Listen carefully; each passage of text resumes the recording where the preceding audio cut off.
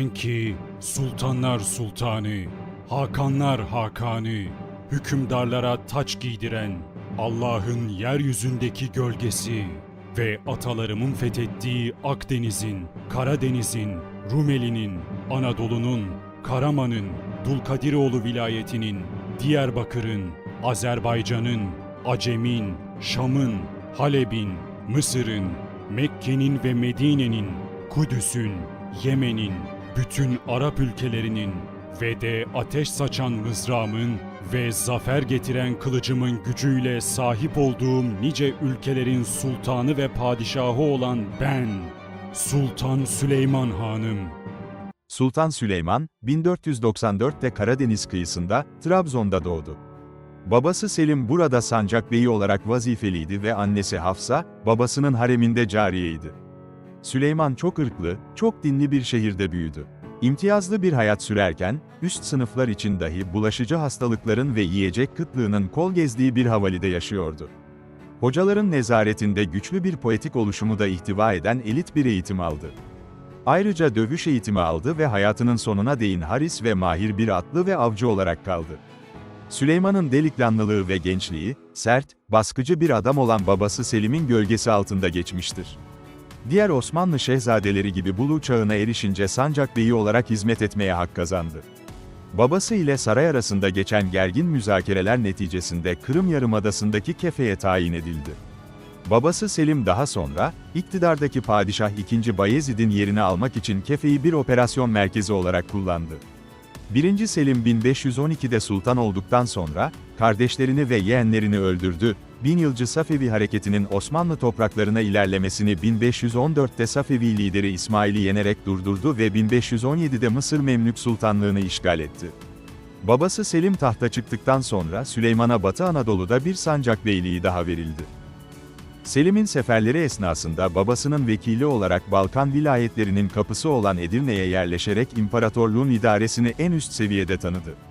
Süleyman'ın babası Selim'in mukaddes Mekke ve Medine şehirlerini kontrol etmesi ve Sünni olmayan İslam'a karşı sert mücadelesi, Süleyman'ın tahta çıkışından önceki yıllarda Osmanlı dini politik aidiyetine belirli bir tat verdi. Süleyman, 1520 sonbaharında babasının vefatı üzerine Osmanlı tahtına çıktı.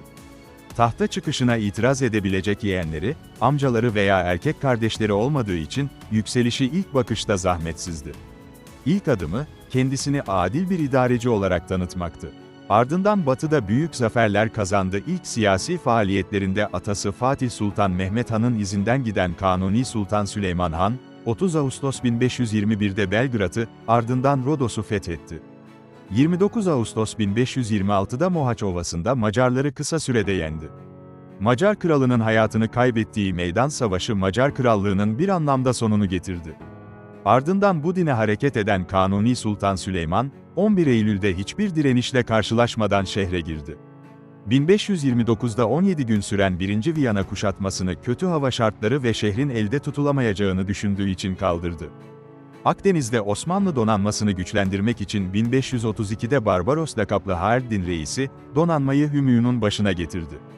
1534'te devlete sıkıntı çıkaran ve isyanları destekleyen Safevilere karşı Irak'ın Seferi diye bilinen askeri harekatı düzenleyerek önce Tebriz'e ardından Bağdat'a girdi. Seferdeki başarısızlıklar ve aile içerisindeki çekişmelerin de etkisiyle yakın arkadaşı Pargalı İbrahim Paşa'yı 15 Mart 1536'da sarayda aniden idam ettirdi. 1538'de Hadım Süleyman Paşa'ya Süveyş'te bulunan donanmayla Portekizlilere karşı Hindistan bölgesindeki küçük Müslüman prensliklere yardım için sefer emri verdi. Yine aynı yıl 28 Eylül'de Preveze zaferi kazanıldı. Barbaros Haerdin Paşa kumandasındaki Osmanlı donanması ile Cenevizli Amiral Andrea Doria'nın başında bulunduğu Haçlı donanması arasında geçen Preveze Deniz Savaşı, Osmanlı Devleti'nin Akdeniz'deki hakimiyetini pekiştirdi. 1548'de Safevi hükümdarı Şah Tahmasp'a karşı yeniden İran'a sefer düzenledi ve Tebriz'e girdi. Bu seferde Van Kalesi alınarak burası Beylerbeylik merkezi yapıldı. Kanuni'nin hayatının önemli dönüm noktalarından birisi de büyük oğlu Mustafa'nın idamı oldu. Doğu Seferi'nde 4 Ekim 1553'te Konya Ereğlisi mevkisinde babasının huzuruna çıkmak için otağa giren Şehzade Mustafa, cellatlar tarafından boğularak idam edildi. Oğlunu idam ettiren Kanuni Sultan Süleyman Han'ın buna zaman geçtikçe çok üzüldüğü ve pişmanlık duyduğu, gerek Osmanlı gerekse Batı kaynaklarında açık şekilde belirtilir. Ayrıca bu hadise dolayısıyla Taşlıcalı Yahya gibi bazı şairler tarafından ağır sözlerle eleştirildiği halde sesini çıkarmadı. Çocukluk arkadaşı Beşiktaşlı Yahya Efendi'nin bu mesele yüzünden onunla konuşmadığına dair menakıbnamelere konu olan bilgiler de söz konusu. 1 Haziran 1555'te Şah Tahmasp'ın elçileriyle Amasya Antlaşması imzalandı. Kanuni, barış şartlarını da içine alan Tahmasp'a yolladığı mektupta dini meselelere vurgu yapıp, aşırı uç Şiilerin Hazreti Ayşe'ye ve 3 halifeye karşı olan küfürlerinin yasaklanmasını istedi. Kanuni, Şehzade Mustafa'nın idamından sonra görevden aldığı Rüstem Paşa'yı Hürrem Sultan'ın tesirinde kalarak 29 Eylül 1555'te yeniden göreve getirdi. Kanuni'nin yoğun askeri ve siyasi faaliyetleriyle Osmanlı, Avrupa'nın cihan şumul anlayışına sahip cihan devleti haline geldi. Osmanlı İmparatorluğu'nun ideolojik altyapısının temellerinin atıldığı bu dönem, Avrupa'nın siyasi coğrafyasını derinden etkiledi. Osmanlılar böylece Avrupa devletler dengesinde belirleyici bir rol üstlendiği gibi modern Avrupa'nın oluşumuna da etki etti. Osmanlı İmparatorluğu'nu yüz ölçümü olarak en çok büyüten padişah olan Kanuni Sultan Süleyman, 6.557.000 kilometrekarelik toprağı 14.983.000 kilometrekareye çıkardı. Osmanlı'nın sınırlarının ulaştığı toprakların dışında Kuzey Afrika içlerinden Habeşistan'a, Yemen'e, Hindistan'a, kuzeyde Rus steplerine kadar çok geniş bir sahaya hakim oldu. Kanuni Sultan Süleyman, ömrünün son dönemine kadar devam eden av merakı ve uzun seferleri dolayısıyla imparatorluğun çeşitli bölgelerini tanıdı, doğuda ve batıda pek çok yeri gördü, şehir ve kasabaları dolaştı. Bu bakımdan Kanuni, imparatorluğunu coğrafi temelde de bizzat gezerek tanımış son Osmanlı padişahı kabul ediliyor. Hükümdarlığı döneminde imparatorluğun birçok bölgesine önemli cami ve imarethaneler yaptırdı. Özellikle Mimar Sinan'a İstanbul'da abidevi yapılar inşa ettirdi. Kanuni, 1565 yılındaki Malta bozgunuyla yara alan Osmanlı'nın batıdaki imajındaki kötü izleri silmek için yeni bir sefer hazırlığına girişti. 1 Mayıs 1566'da Eyüp Sultan'ın türbesini ziyaret edip dua ettikten sonra sefere çıktı. Zigetvar Kalesi kuşatılırken Kanuni'nin otağı da hakim bir tepeye kuruldu. Ömrünün son 15 yılında tedavisi olmayan gut hastalığı iyice ilerlemesine rağmen savaş meydanından ayrılmayan Kanuni Sultan Süleyman Han, 7 Eylül 1566'da kalenin alınışını göremeden vefat etti.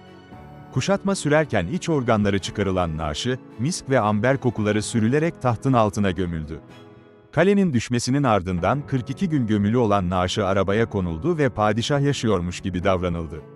Kendisine haber gönderilen yeni padişah 2. Selim'in Belgrad'a gelişi üzerine vefat haberi resmen ilan edildi.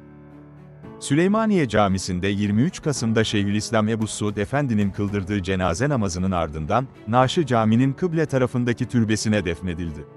Vefatının askerlere duyurulmasının ardından Süleyman için dönüş yolunda nihayet Belgrad dışında halka açık bir cenaze namazı kılındı. Cesedi daha sonra başka bir cenaze namazının kılınacağı İstanbul'a gönderildi.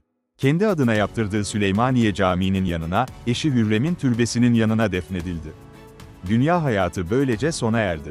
Bir kısmı saltanatı esnasında zaten inşa edilmiş ve tedavülde olan efsanesi, kendi başına bir hayat yaşamaya başladı.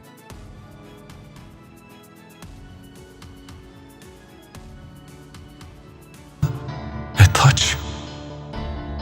Ellerim boş geldiğim bu dünya evinden, ellerim boş çıkıyorum.